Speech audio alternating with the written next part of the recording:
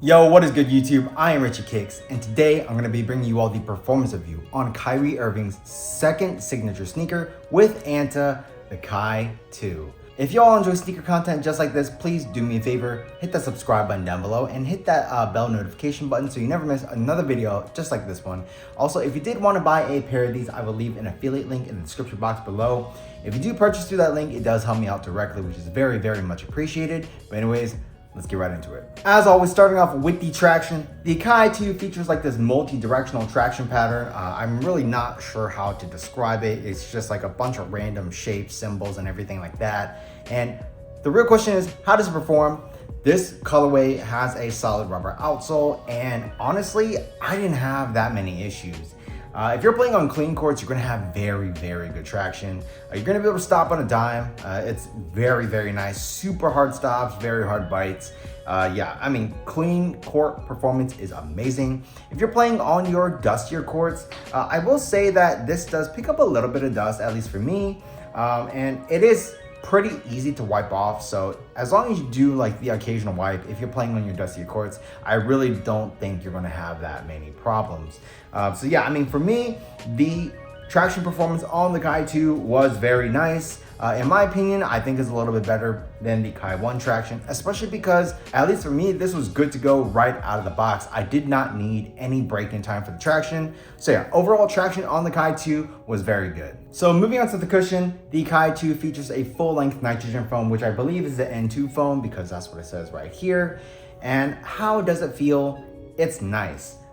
In the heel, you get a good amount of compression. Impact protection is very nice in the heel. It's very soft, feels plush. It's just overall very, very comfortable. Moving towards the forefoot, it does thin out a little bit, and obviously it does get a little bit caged, but you still have some pretty good impact protection up in the forefoot. Responsiveness is still good, definitely not the best or anything, but I still felt plenty responsive, plenty quick in this shoe. Yeah, so I think that the cushion setup in here is very, very nice. And in my opinion, a little bit better than what they used in the Kai 1. So yeah, overall, the cushion in here is very good. It's a pretty balanced setup, which for me is awesome. So moving on to the materials. I know the colorway pretty much dictates what type of materials they use on the Kai 2. In this particular colorway, what you're getting is a primarily like this textile upper.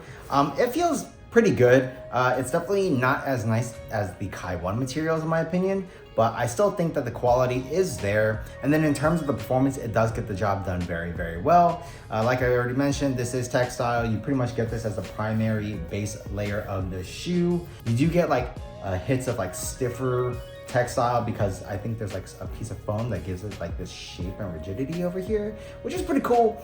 But yeah, I mean, besides the actual textile upper, you do have like this mesh tongue, which is adequately padded. So if you do like to crank down your laces, you won't feel the laces digging into the top of your foot, which is awesome. On the top of the tongue, you do have like this hit of leather or synthetic leather, which gives it a little nice premium touch. One thing that's, not very important, but it's pretty cool, at least with this colorway, is these shoelaces are actually two-tone. So I'm not sure if y'all can see this, but the laces actually have like this black outline, and it just gives it a really, really cool look. So yeah, as far as the material usage goes on this shoe, I think it's perfectly fine. In terms of the performance, it gets the job done very, very well. So moving on to the fit. Personally, I am a slightly wide footer. I went true to size, and I will say these are pretty snug.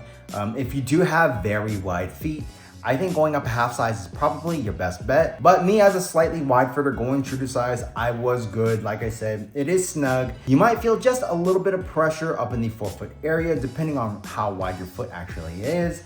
But besides that, I thought the fit in this shoe was great. Like I already mentioned, super snug. I didn't have any dead space up in the toe box area. This is a half booty upper, which does give you as close of a one-to-one fit as possible. You have an adequate amount of padding in the heel as well. And yeah, I mean, overall, the shoe just felt very, very good on foot. The only concern that I would say people might have is if you're a wide footer, obviously, you might want to go up a half size. But I think everyone else, normal footers, narrow footers, slightly wide footers, going true to size is your best bet. And I think you all will have a very good fit in this shoe. So moving on to the support, personally, I had zero issues with the support in the Kai 2. Starting off with the heel, you do have a little bit of heel sculpting. You do have an internal heel counter. And yeah, I already mentioned that heel padding over here. I didn't have any issues. I didn't have any heel slippage, any heel containment issues. The heel was nice and locked in and I was perfectly fine. Moving on to the side-to-side movement, I didn't have any of that. Side-to-side movement on the footbed was non-existent at all. The materials do a great job of making sure your foot is nice and planted on that footbed. When it comes to lateral movements, you're going to be covered there as well. This is a decently wide base, and even though there isn't an outrigger and this is very rounded, I never had any issues of instabilities on those hard lateral movements, so you're going to be covered there as well. And then obviously when it comes to torsional rigidity and stability, you're going to be covered there as well. Pretty sure there is some type of shank in here, which is giving it that torsional rigidity, which is good. So yeah, I mean, overall, like I already said, the support in here is very good. I wouldn't say it has anything like spectacular in terms of like features or anything like that, but the support in here is still very, very good. So the Kai 2 retails for $125, and I believe that's the same price as the Kai 1. And would I recommend this shoe? Yes, I definitely would. If you like the Kai 1, but you didn't like the traction or you didn't like the cushion in the Kai 1, the Kai 2 is definitely a little nice upgrade on the Kai 1. I think the Kai 2 looks dope. It's a great performer on court. And yeah, I mean, I can't really say anything too bad about this shoe. It is definitely a step in the right direction for the Kyrie line over at ANTA. So I'm very excited to see what they do with the Kai 3. But yeah, the Kai 2 overall is a great performer for a solid price. So yeah, I would definitely recommend you all go get a pair, and I don't think you'll be disappointed. But that's pretty much it for this performance review. If you all like this video, please do me a favor, hit that subscribe button down below, leave a comment, smash that thumbs up button for me, as those really do help me out. Check out these videos over here, and that's pretty much it. Until next time, peace.